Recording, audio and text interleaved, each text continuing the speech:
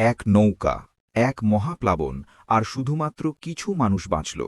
আপনি জানেন কি কেন?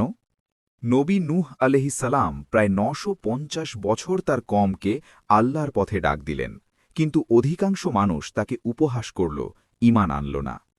আল্লাহ তাকে নির্দেশ দিল একটি বিশাল নৌকা বানাতে। শুষ্ক জমিতে নৌকা বানাতে দেখে লোকেরা হাসাহাসি করল।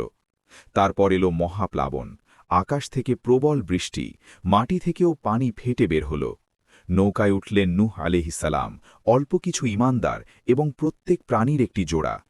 অবিশ্বাসীরা ডুবে গেল, এমনকি তার এক অবাধ্য ছেলেও বাঁচল না।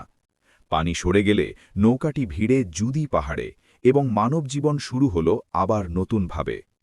এক নৌকা, এক প্লাবন, আর এক নতুন পৃথিবী, এটাই হল নূহ আলাইহিসসালামের মহাপ্লাবনের গল্প।